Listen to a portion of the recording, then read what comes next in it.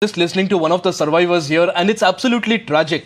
These are people who went there with their families. Some of the families are completely destroyed. Some have lost their little ones. And all this, what boils our blood today is the fact that this was completely avoidable. And yet, this occurred because a bunch of people thought that it's better to have lesser life jackets, fill in more people because that's more profitable. They were chasing profits, and now what we see is that innocent families have been destroyed forever, and this is a pattern that repeats across the nation. I think this is a merchant ship, this is a passenger vessel, and it is regulated under the Merchant Shipping Act. And there is a very specific rule made for regulating the safety activities. And it is called the Merchant Shipping Life Safety Appliances Rules. And that rules has prescribed that the availability of lifeboats, life jackets, buoys, and so on and so forth. It is unfortunate that these rules are not being enforced properly, and there is a reason behind it.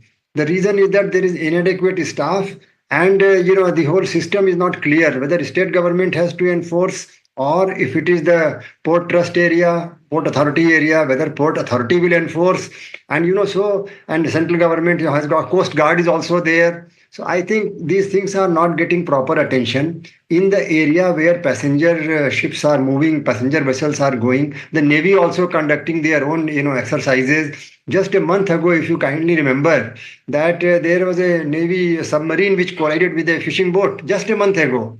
And fishermen had died there, and the submarine also got damaged. So in India, the population is very dense, and coastal areas are also having all kinds of activity, commercial activities, naval activities, and passenger, this kind of tourism activity. And in fact, inland also same problem. Inland waterways are also very prominent. In all parts of every state, we have got people cross the river on boat. There are large water bodies. People are crossing that. But regulatory arrangements are very much lacking. So I think this is you have done a wonderful thing. Mira now has done a wonderful thing by organizing this discussion. And I think the government should, on all levels, government of India, state government, and local bodies also, they must take note of it and make specific rules and create staff positions, which will monitor very carefully. A lot of activities are required. We should not let it go just like a one-off incident.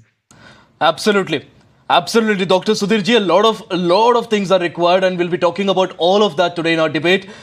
Krishan Mitru ji, now let's expand our focus. Let's look at what's happening across the nation. Now, I'll just ask my team to play out some of the other tragedies that have occurred across the nation and how all of these tragedies were completely avoidable. Now, 2022, Morbi, 141 people died, and the reason for that was that structural deficiencies were there in the bridge and rusted cables, completely avoidable. 2023, Delhi Coaching Center, 61 people suffered injuries, multiple people died, and this was also because of negligence. They did not have the license, they continued to function, and people had to pay with their lives. 2023, Vadodara, boat capsized, 14 people dead, and again, the same reason. Life jackets were not provided to the people who were trying to escape. 2023, a baby care new hospital fire, 7 newborns died, and yet again, this was because this particular center operated without a license. Nobody checked it. 2024, 35 people died in a fire in Rajkot, and this also was because of negligence.